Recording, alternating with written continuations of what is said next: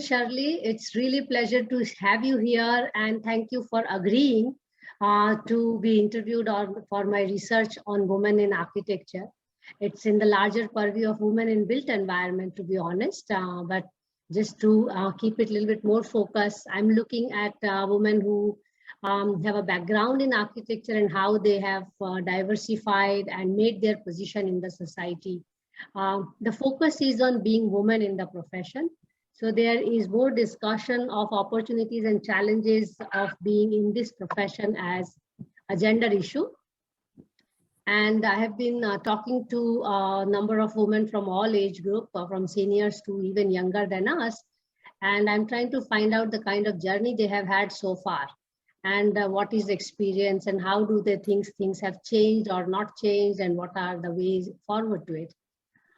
So I will have set of questions for you, and very generic questions. It is autoethnography. So your life and my pen kind of a situation. And we have two outcomes from the work. One will be a YouTube, which will be edited and then posted after your confirmation. And then we also intend to write a little biography of yours and compile it for the coffee table book for our work.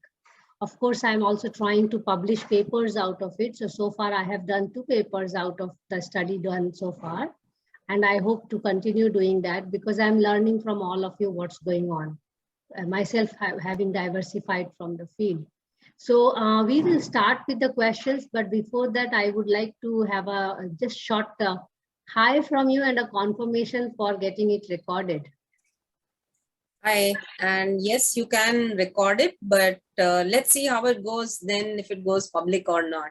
Okay. Okay.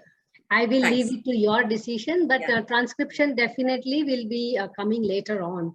So recording can be, yeah. So the focus is more on the book part, but we are trying to exercise the recording as well because there's so much of an effort going on. Yeah. So my first question is very, very simple. I would like you to go back to some years ago when you were in high school and what brought you to architecture? What kind of environment you were growing up and how did you get into this field? Into architecture is, I think, purely error, I would say, because high school, I was like, high school was, I mean, I've changed a lot of schools over my entire growing up.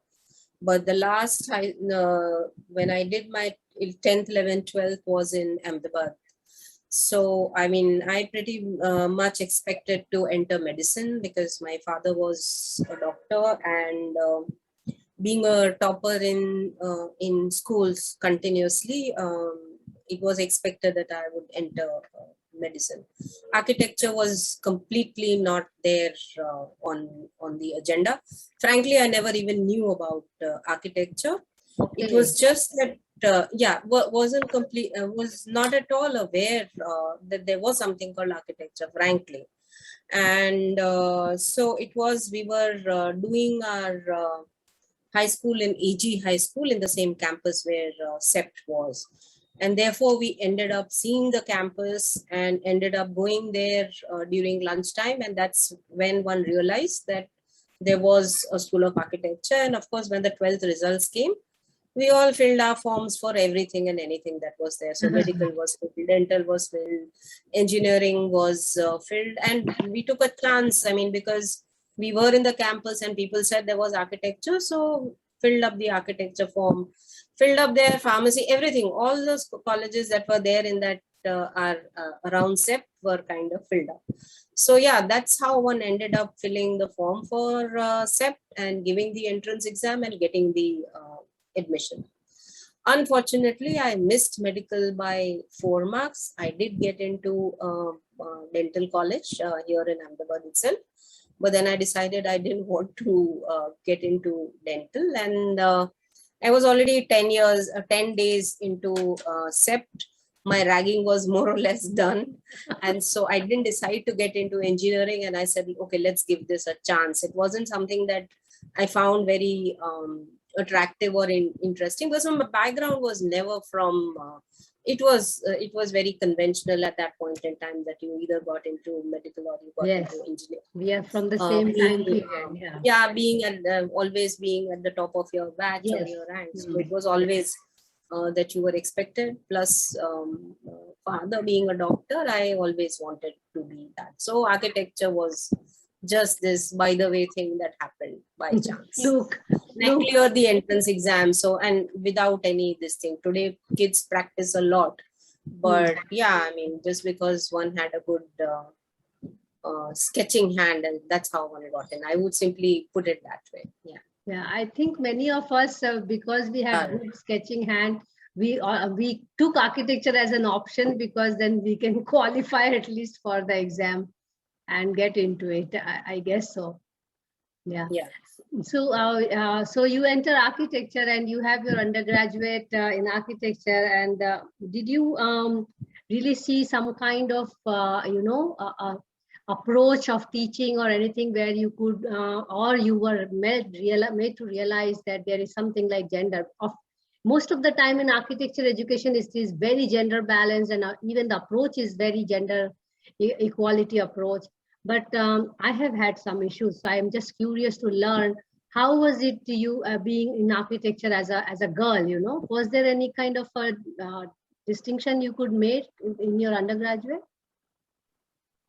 I think in fact, girls are better in architecture in my time also. No. Most of us were treated at par by our faculty. That's so the approach in SEP to students, whether you were a girl or a boy, I don't think was different.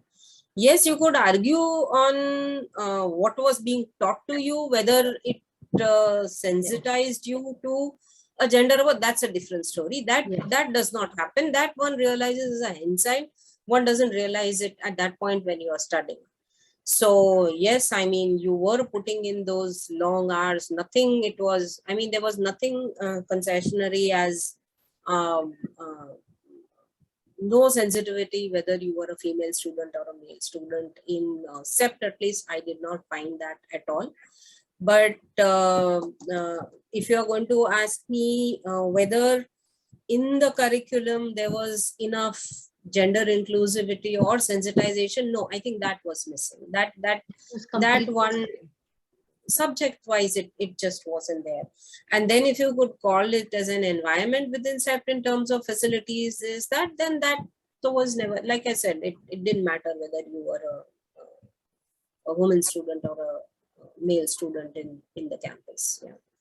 I think in those days we didn't have those discussions also, like as teachers now we see in many campuses that there are gender equity cell, and then there are gender sensitizing programs which are compulsory for every institution. In those time it was not there, but the good point was that there was not even this realization. I never realized during undergraduate that I'm a girl and I cannot do this and they can do that. And I'm sure it was like this for most of the girls from our time, because we belong from the same time. One statistics which is very striking, even it was applicable in our time also, that there were same number of girls and boys entering the school, but when coming out, the number got very skewed in terms of girls getting into job or getting into their own practice and all.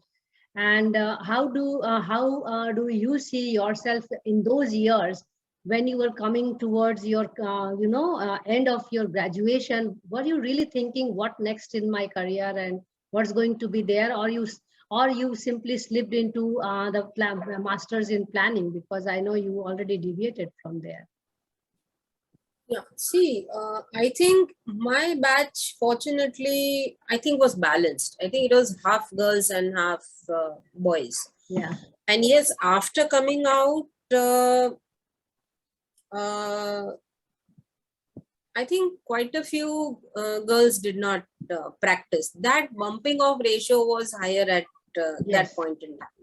It is also, many of them continue to work as architects. Few of us from my batch itself, I mean, if I look at the masters that were done from my batch are not very high at that point in time. A lot of them have continued as architects. for me personally, like I said, architecture was not something that I wanted to do. I mean, I frankly, my first 3 years were miserable in SEP campus. I mean, people just uh, find campus life great and all. Frankly, it wasn't for me. I mean, there were 2 or 3 things.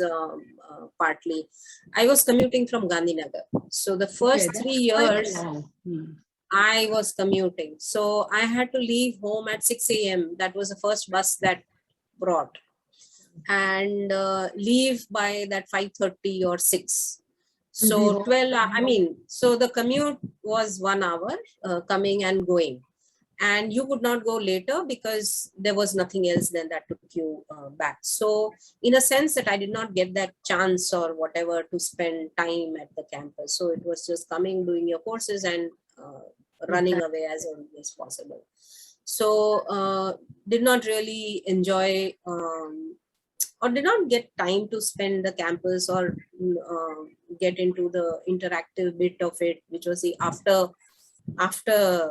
class life, which was actually is more interesting for most students. So that really wasn't there. So the first 3 years, I just was hoping that I'd get away and get into medical summer.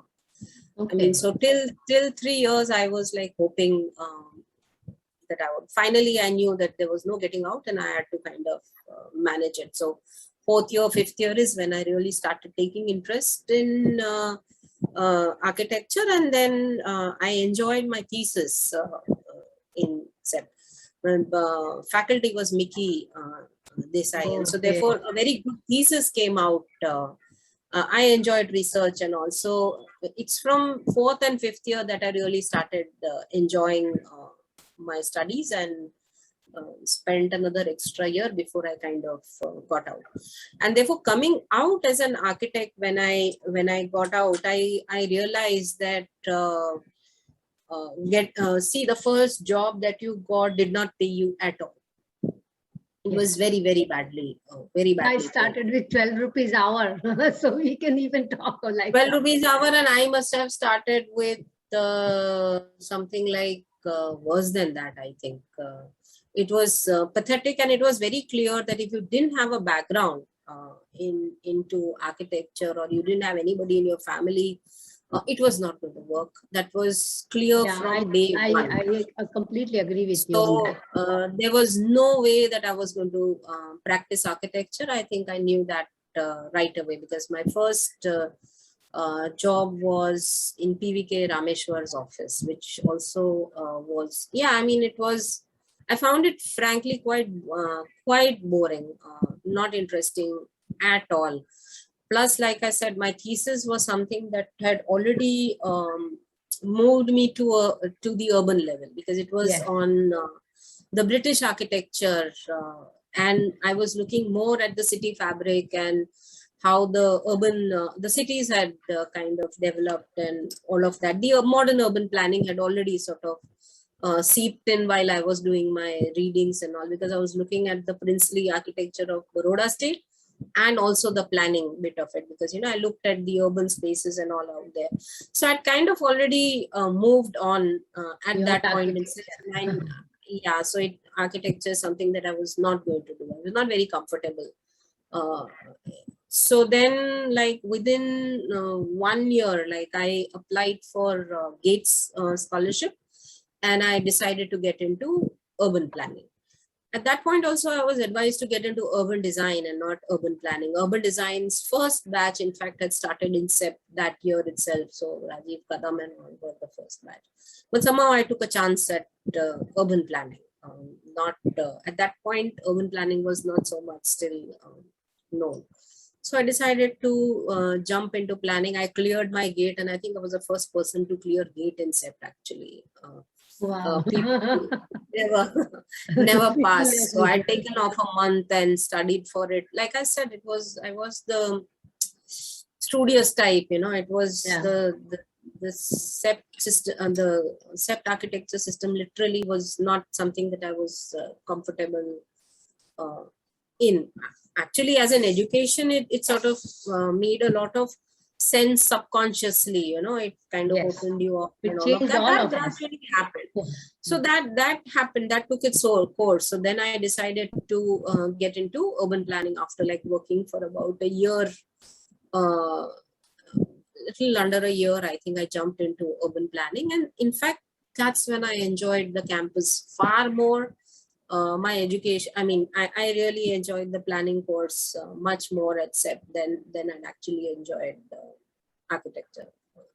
So yeah, then that's when, like I said, I couldn't have practiced and taken the struggle, particularly when I didn't have a background to help me face that. Now that you could call the entry barrier or gender barrier or whatever all that was there, one doesn't realize at that point in time. Yes. But when one looks back, one Yes. realizes that subconsciously you're not able to kind of. Yes. So then I kind of got into urban planning, and fortunately that was a field that kind of was emerging and opened up. So Yes. there was then no looking back. And yeah, I was lucky to practice as an urban planner continuously then for the full my full careers. Yeah, till date now. So that's Yeah. good.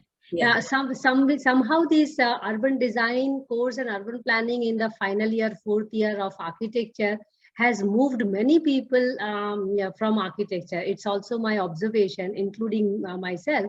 Even if we say urban design and urban planning, it already deviates you from doing hardcore architecture as we call it today. Yes, Soumya, you have some question. Yes. I was just relating to the context of the talk. So even I deviated to urban planning. Okay. I can imagine that.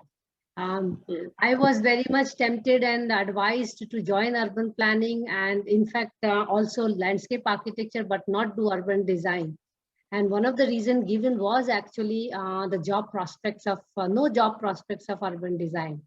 So I still took urban design. I don't regret it till day, but I think the advices were very genuine because landscape has a profession. You know, as it opens up a new profession. Urban planning opens a new profession, but urban design is still unable to open up a new profession for the person. It becomes an extension of architecture, you know, so that's a very problematic situation even till date. So my next question brings a very interesting fact you have to tell from your own life now. Something which really changed your outlook towards, of course, the profession, but also how probably things have gone through where you may have been made to realize because the studies on gender, I'm trying to really steer the conversation towards gender. So in principle, I'm trying to figure out, did you feel at some point in time that being gender in this profession has some opportunities and challenges? Frankly, I think in the early, I mean, I happen to be lucky, I would say. I got into places where it was not a hindrance at all, right from beginning. So, I mean, see, so when I kind of finished planning my first job, I was as a research associated with School of Planning. There were 4 of us there. It was a short stint, and then I moved to Doshi's office, and then I moved to Bimal's office. So it was like 9 months, 1.5 years, and then I had joined EPC. In that, nothing kind of came in the way which inhibited or was discouraging at all from working. Now, you could also say that does work in my case because I decided to be single and focus on the profession. Yes. So there was actually no difference with me working and another guy working. I was equally committed to putting the same hours of work and the thing. So it really wasn't different, and they don't differentiate in your remuneration in the early phases of your career. So it's only at the later point that you might just send, but actually that didn't happen. But towards as so in the first 10 years, 15 years, it does not impact you. in terms of working. So there are two things to this gender thing. One is your work environment and the gender issue. The second is within the profession, how are you, in the content terms, how are you addressing gender? So that's a separate bit I will talk about. But there was nothing that kind of inhibited me working as a woman, as a professional. Right through my career at EPC. It's only like when you come towards it, when you go higher within an organization. Yes, there are sort of, you are told that there will be a glass ceiling. I got all sorts of dialogues. Somebody also told me, Shirley, you've kind of come in now here, but there will be a glass ceiling. And a few years down the line, I had to tell that person, so tell me, did the glass ceiling break? So he answered saying, yes, it got shattered. So all of that you have to kind of navigate, but it doesn't leave you. I mean, it kind of continues. So towards the end, yes, while I was like 17, 18 years down in HCP, yes, then there is a slight hesitancy, or I think it's also a communication issue between men and women, and which sort of ends up creating those differences at certain higher levels. So that's one part of it. Coming to the profession, when you're actually working, I think it's very neutered kind of profession. We are not really trained to be sensitive. Now, neither in architecture nor in the urban planning education, there was something that said that, okay, how can it be different? How can you plan differently to be sort of be more gender sensitive when you're actually planning and designing cities? That's something that we need to work at. So change curriculums, or at least sensitize people, so that while you are actually doing all of that, that's one part of it. How you're framing your policies, how you're framing your regulations, that there is work that needs to be done at that level also. In the public sector, there's absolutely no sensitivity. There were problems in the initial years of career when you entered the client end. For example, when my first project as a leader was making a development plan for Tirupati. Now here I was entering Andhra, right, which is highly patriarchal in that sense, and with a completely or with a team that was completely women.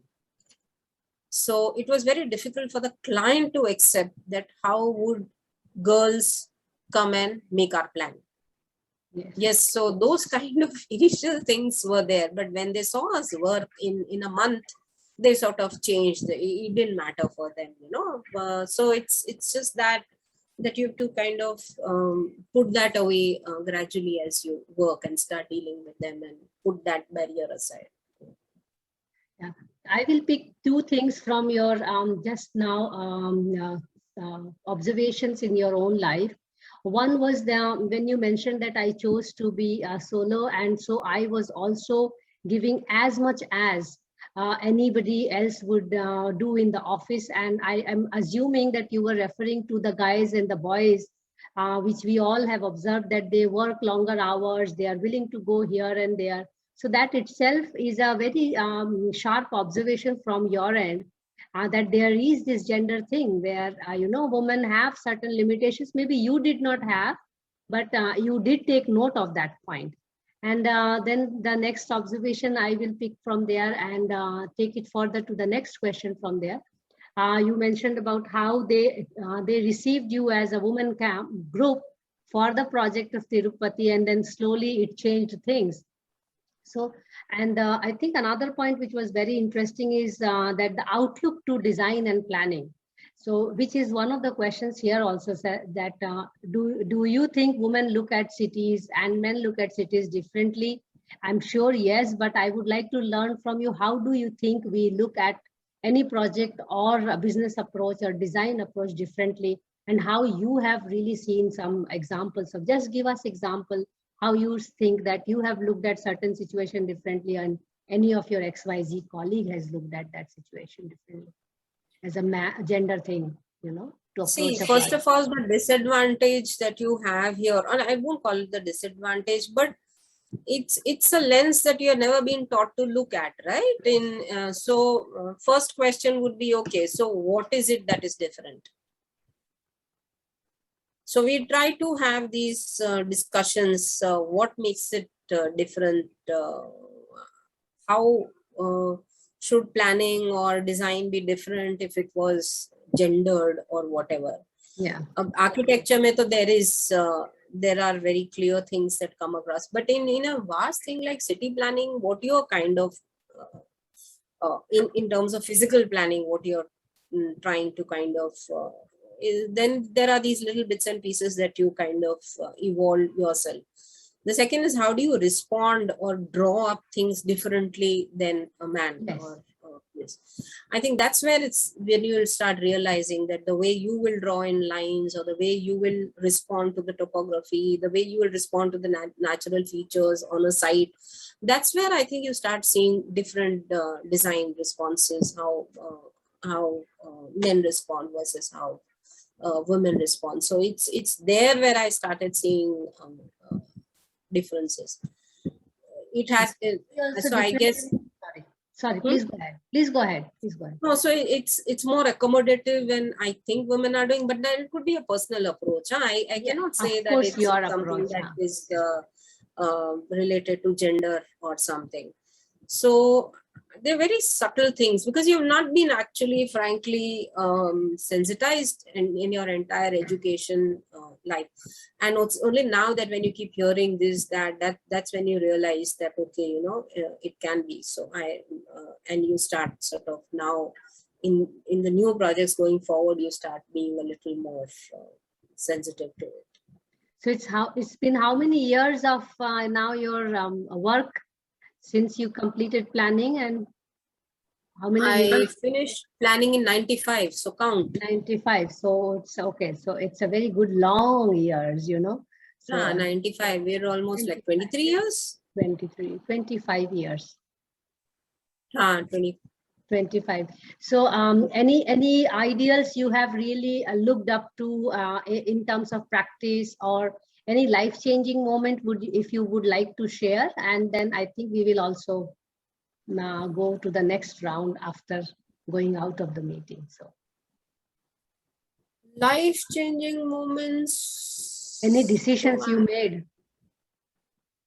No, so let me say that I was not okay. So right from the beginning, for me, status quo has never kind of worked. So if I got a job and I was not going to be happy doing that continuously, and there had to be some challenge or something that I had to keep doing. So I always sort of stepped out, small courses, this, that, traveled. So right through, I always kept it more active in that sense, So I think my best life-changing moment, I won't say, but the best moment was when I got that Herbert Humphrey fellowship to go to the US.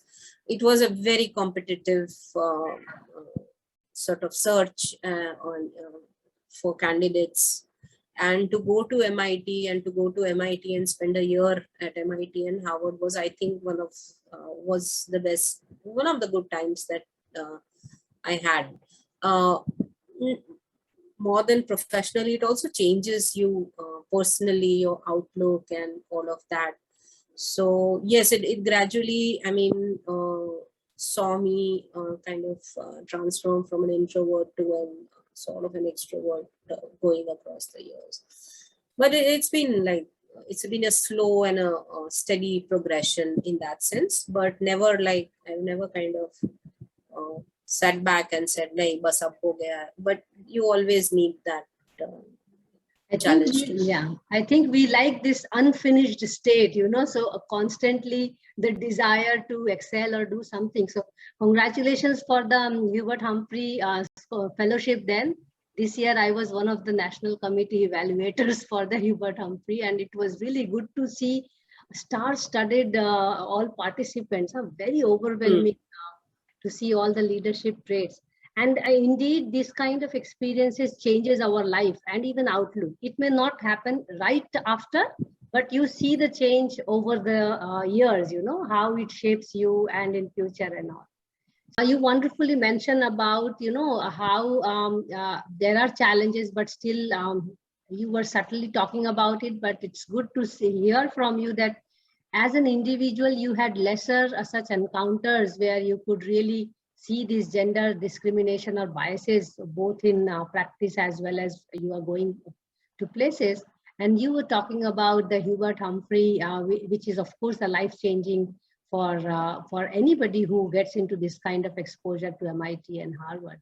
So I would like to take you further from there and ask my next question, as because you had a long stint at one organization and also leading number of projects out there and planning project, and you had already inclined yourself to planning initiatives.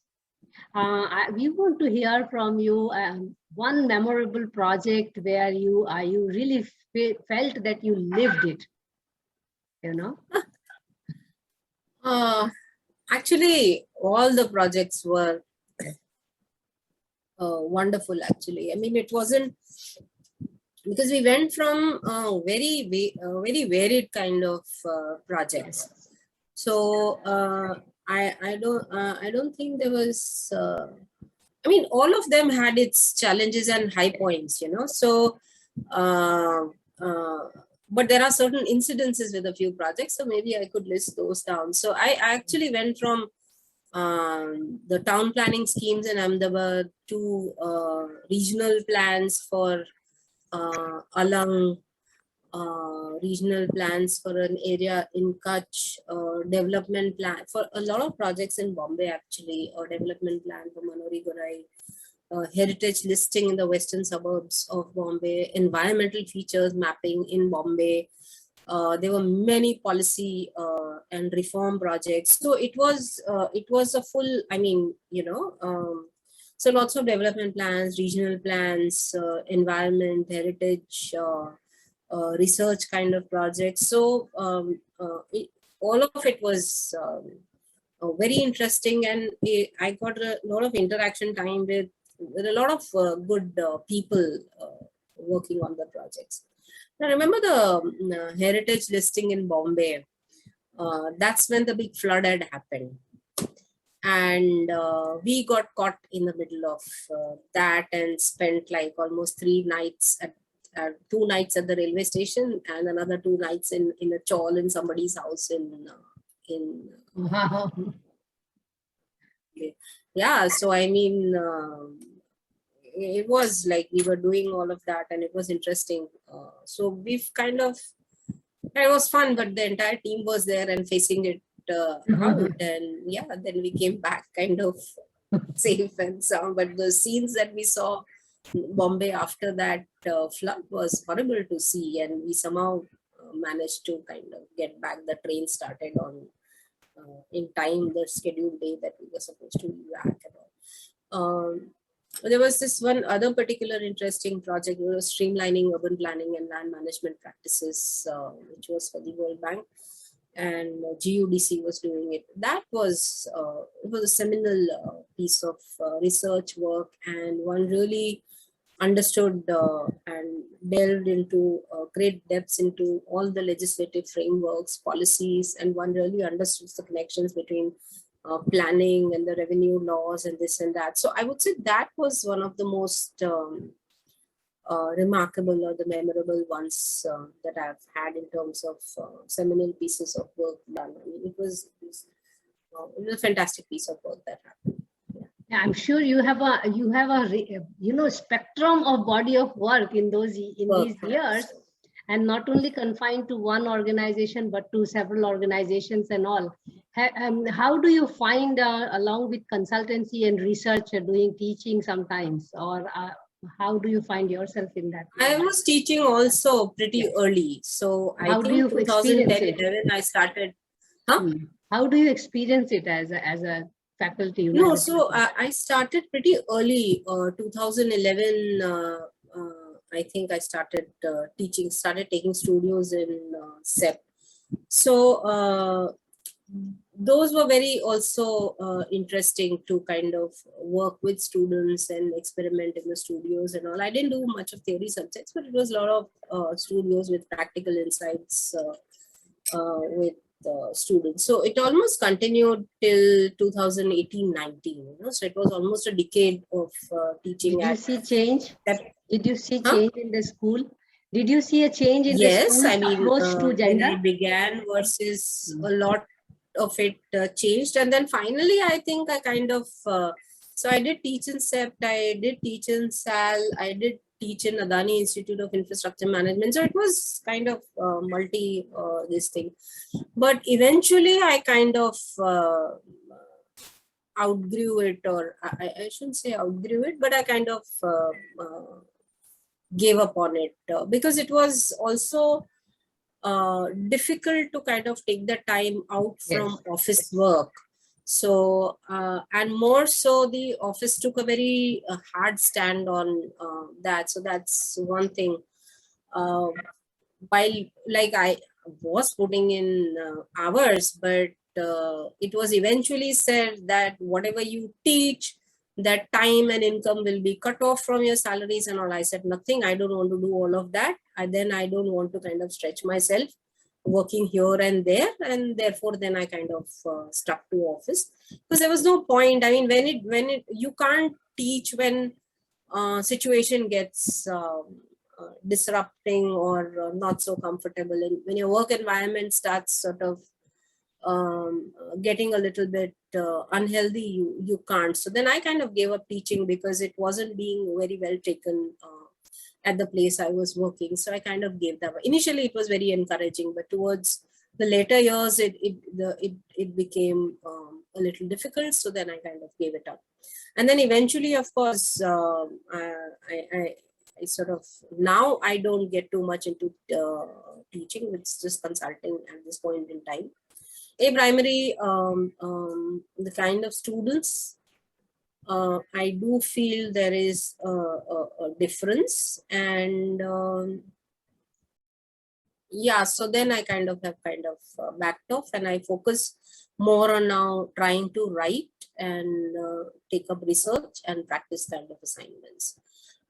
Teaching becomes a little, I mean, it becomes an effort. So if it becomes an effort and you don't enjoy it, then I think then you have to kind of step I think out. you put it very nicely, especially when we also look at the new generation people. But do you see any kind of change in the way even both girls are approaching the profession, both architecture and planning, and even the education is approaching the gender aspect? Do you see any change in these years from when you were student and now? Have you noticed any such change? See, the other thing, I'm not going to specifically go on the gender issue, but was teaching in SEP the earlier subjects and the content that we had versus how it sort of finally transformed into studio, getting into a 14 credit or some course, and you had to put in 3.5 days as a visiting faculty. I think that was also students were not getting enough of theory that they should be getting versus this over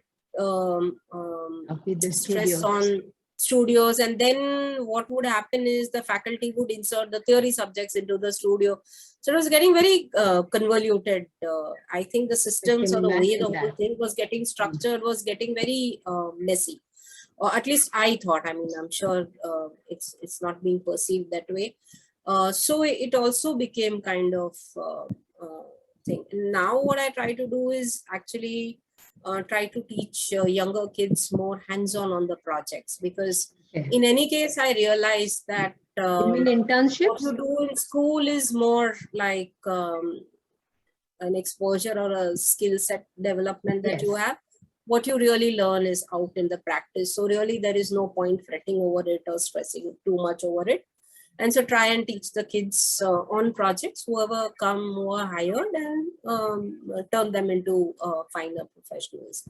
Okay, so right now, actually, I haven't gone into looking at their curriculums, and I also found the system that SEP came up with, saying sort of selling your studios and, getting people to sign up. I thought that was a, call it old fashioned or call it old school or whatever, but I just couldn't sort of. Different system of now. Yeah. So itself. yeah. Yeah. So, because we are talking about gender and of course in education, and we try to do a bit of research and practice as well. And women, from my own study, and we all know ourselves that we are doing multitasking all the time.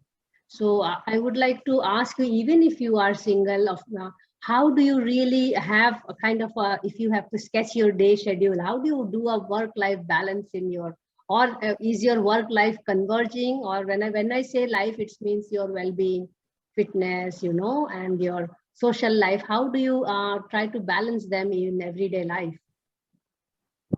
Okay, so while I was in a full-time job, which was, I left the full-time job in about, I think 2018 or 19, I'm not sure. I think I left in 2018. Okay, so till then it was very difficult to kind of manage any kind of, you had to be coming, reporting to office in a certain kind of, now after some point, you realize that you don't want to do that, so because your personal life takes a hit when you are kind of doing that for 23, 24 years, like, okay, working for 7, 8, more than that actually, 10, 12 hours probably. 10, 12 hours, and particularly last 2 years for me was a lot of travel, because, and carry work home? Carry work no, home? because I then work late and finish it off. I don't carry work home. That I'm very clear. I'll sit in the office and do and finish it off. I avoid working at home unless it's absolutely, like, you take calls, but I will never sit and work.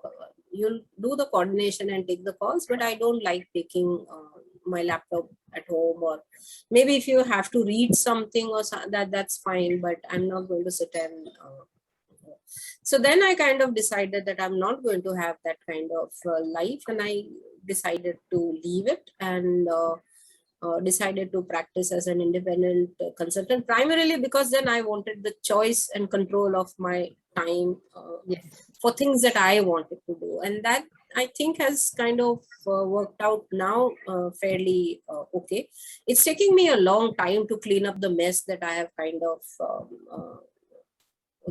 accumulated over so many years, but yes, gradually focusing more on health and focusing more on your lifestyle and all of that. Yes, I'm trying to do that. I don't think I'm there, because I kind of, with that kind of schedule, I ended up getting a lot of problems on myself, like, my diabetes in that schedule. I also developed ocular pressure. I mean, so there are these lifestyle diseases that you end up developing, and now to sort of undo or try to kind of change all of that is not going to be easy. So that's what one is kind of it's a trade-off. So I work at my pace, at my time. Yeah, it's a trade-off. We get in when we look for security. Of life security, and then we have another kind of trade-off which we have to get in. So I know you are now independent and much busier, equally busier as before, but still I'm sure, because we are conversing outside this discussion as well, you feel much more control of yourself than before, and I'm sure that is very regenerating for yourself now. Yes, definitely, because sitting in an office, frankly, if you ask me, when you are working in an office, I mean, in that, you were spending half your time worrying about the office politics and how it was going to kind of come and hit you from which corner. And at least, you've saved those 4 or 5 hours in a day. You're not thinking about that mess. And you nailed it. You nailed it. I'm so saving those that 4 or 5 hours every day for years now. Yeah, so now that's a huge relief. Yeah, you sit and do. I don't care what you sit and do, but not to think of all of that or be out of that stress is in that sense a big relief that is Achievement, I there. will say. Hmm? Big achievement. Big Yeah, I mean, achievement. then you have to write it off and okay, then you don't have to worry about it. You don't But, have to think about it. It's over and done with and gone, and you just have to just step out of it. At some but point, it yeah, will very also. tricky question for you.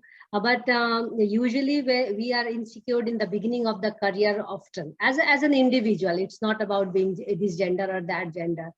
But then it's a very courageous decision, even at this stage of, I mean, because we are also hitting mid-life in our careers.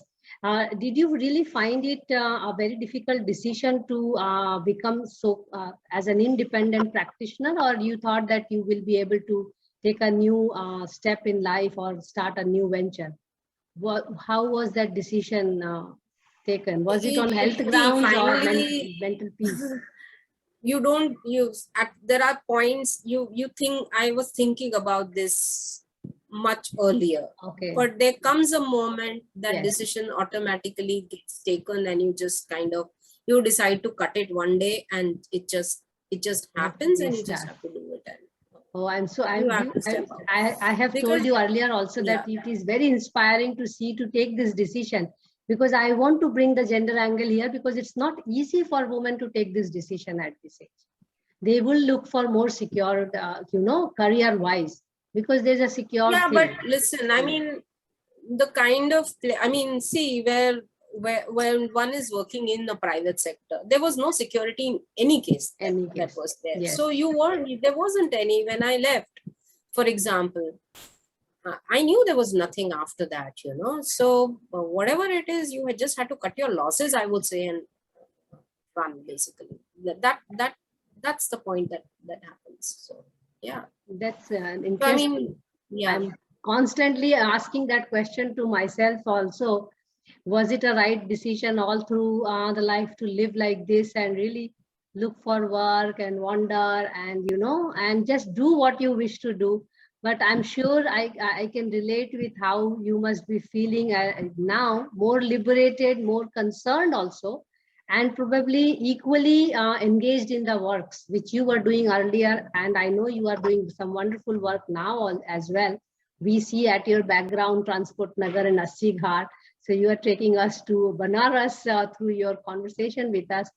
That brings me to last two questions, and one which you have slightly answered, and it's a tricky question. And the question is, I would like you to imagine a situation in the society. Lost you. Are you able to hear me? Now repeat it. Okay, so I will repeat the question. So it's a bit tricky question, penultimate question, and I would like you to imagine a situation. So imagine a situation where in society we have Mansee, more we are female architects. losing you. Oh, Mansee, yeah. Okay. Are you now hearing me? Yeah. Okay.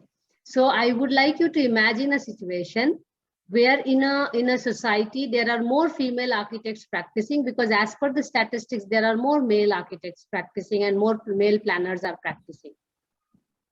This time, by the way, ITPI published their main newsletter on women in planning. Have you read it or not? So now I would like you to imagine this situation. So just think that there are more planners and architects who are women and who are taking decisions about the cities and the societies. What will be the product of it? How do you think cities will look different? This is an imaginary question, but what are the major changes would you see that the cities will have or the architecture will have if the leading architects and planners were women? I'm not sure women are getting in, but women are getting it in the lower rungs. They're really not getting into decision-making positions. Those are still closed. I agreed. Yeah, agreed. So it's very you bad are not situation going to be still. able to see any change till another, I would say, 10, 12 years. It may change, not change in 50 years, dear. But we are trying to see a situation. I'm being optimistic and saying 10 years. I'm saying 50 years.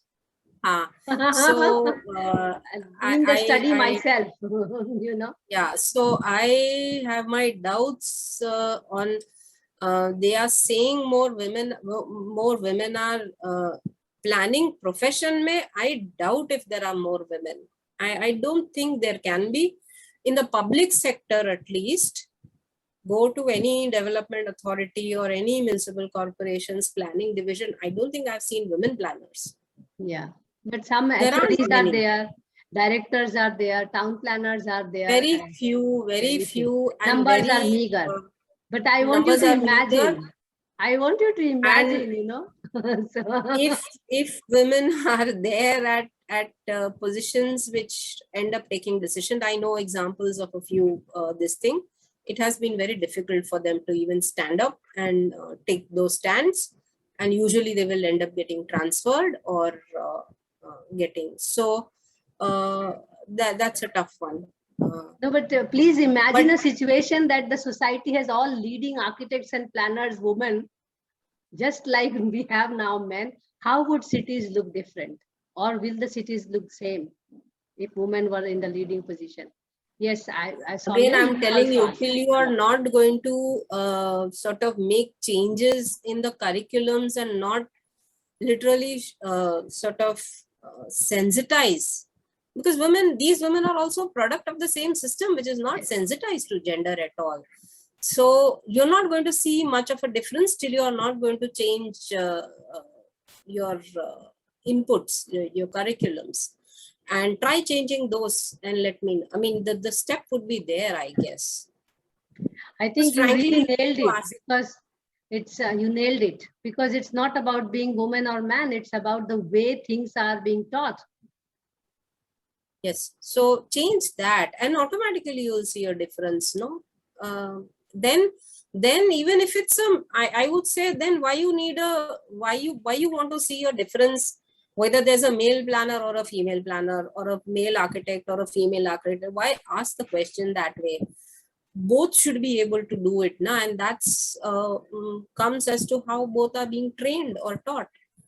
I So completely why should agree. one ask actually that question? Would it be different if women did it? Agree. I think there should not be a gender issue in first place, We but lost you because again. it is there. Oh, sorry. Are you able to hear me? Hello. Yes, ma'am. I'm able to hear you. I'm not sure if Shirley ma'am is I frozen. think Shirley's network is having a problem. Where is this? Are you there, Shirley? I'm there, but I think Okay. I couldn't hear after what I said. No I don't know issues. whether you heard me or not. No, I didn't hear you, but I get your point. So basically, you really nailed the thing that it is not about being man or woman, or it's about how the education is steered towards looking at the cities and the societies. So absolutely right. But still, I would like you to imagine this situation later on, maybe sometime, and see that we are sitting in the most powerful positions to decide about cities and how we would take a different decision than what it is today. So I will leave that question for you. We come to the last question, and I would like you to have some message, because your life itself is an example for many. The way you have dealt it so independently and courageously at every stage, despite being very frank about the way you look at things. And I know you for so many years now, 20 years, we know each other. So it's very overwhelming to see how you have conducted your life, because it's also not easy. I will say it's not easy either, being a married woman and also being a single woman, because I'm studying the flip side and the opportunities of both. Just a question on, have you ever really had a situation, just you can give an example, where you could really exercise a professional opportunity of being a woman, you know? Or you had to really make a point that, listen, I am more I am really talking something more sensible, you better hear me, or this is more relevant for the project. Have you really instated this kind of situation? I think as a professional, you have to do this constantly, because especially in planning, and the way planning is being taught. And I would say here the kind of exposure that I have had thus far in Yes. women's office and the way planning needs to be done, I think that that definitely is there, and one is constantly sort of uh, giving out that message in a very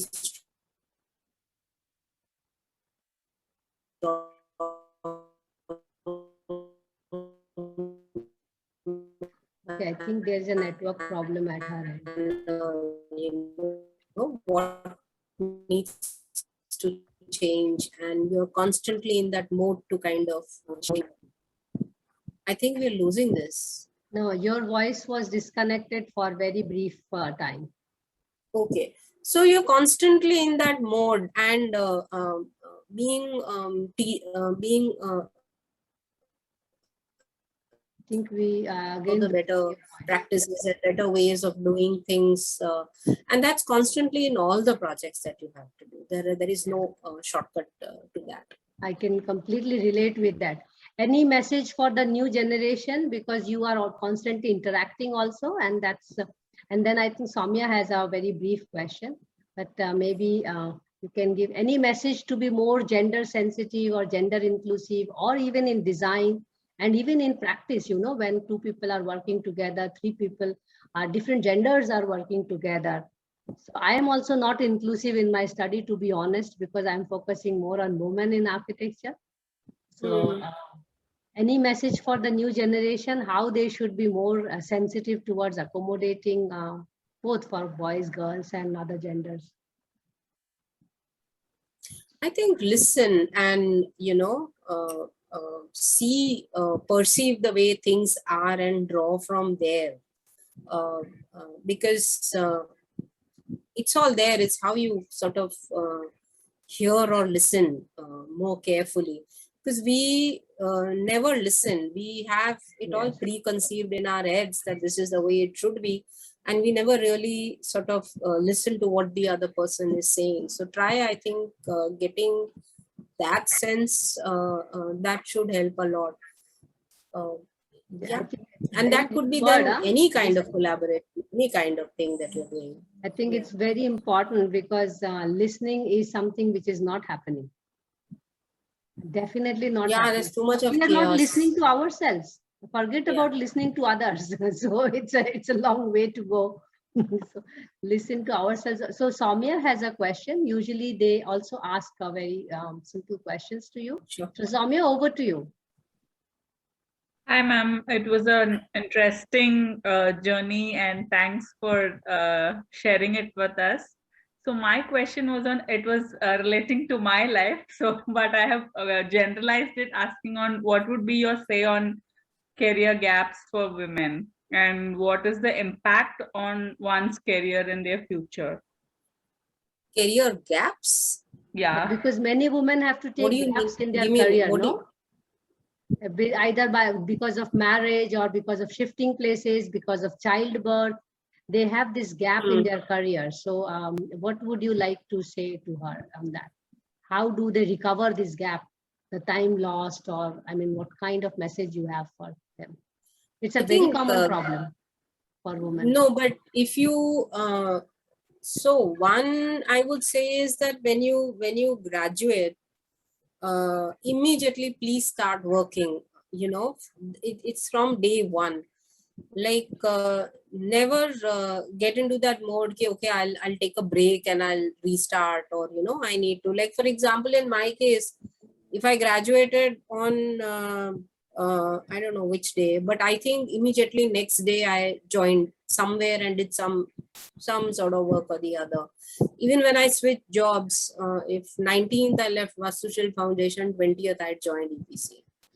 So first of all, just don't take a break to the extent you can, and when you have to take a break, try to get back to it as soon as possible, because the longer break you will take, the more difficult it gets to sort of come back. I mean, in that break, if you can be connected in some form or the other even Yes. remotely just try that, because once you end up taking a break, then frankly, and actually it becomes more critical now. Probably in our times the gap wouldn't have mattered so much, but now the way technology and the way things, ideas change so fast, that I would say even like if you took a year's break, you would be kind of you have this whole fear of getting outdated, so just try to avoid and stay connected in some form or the other. It also actually well, affects the confidence level of the person, especially when we are talking about women who are getting break because of marriage, pregnancy, transfers. So I have started suggesting girls who graduate that if you have any intention of getting married, first get married so that you know where you are going to be, and so that you can start your job and your practice, whatever, because you know your spouse, and accordingly you can start doing. Because I know many people who change places, and then if they don't have a spouse from the same profession, or even from the same profession, the dynamics are very different. I'm trying to capture these things in my study, how the dynamics work when the spouse is from the same profession, not from the same profession, married to the known, married to the well-known, how does it really affect the woman's profession and all. Anyway, we come to the end of our conversation. I hope it was easy on you and it was not very tough for you, as I promised to you that it is going to be easy, because we want to learn how your life journey went, and it is really inspiring that you shared how you went through. And in fact, there are not many brave girls like you, I would say, to take their life on their own hands and decide every moment what you would like to do. On one hand, it's a bravery, but also on another hand, I will say it's a privilege also. Many of us, we have that bravery to take decisions on our own. I will say that in your case, as well as I can see reflection from my own journey as well. So I'd like to thank you again, Shirley, for giving us time and also sharing some of the nuances as well as experiences of your life. We definitely learned from you, and we do hope that you continue to do good work and remain as brave as you are. So bravo to you. Thank you so much, Thank Shirley. you. Thank you. Thank So you. much. Bye. And Pleasure. take care. Bye.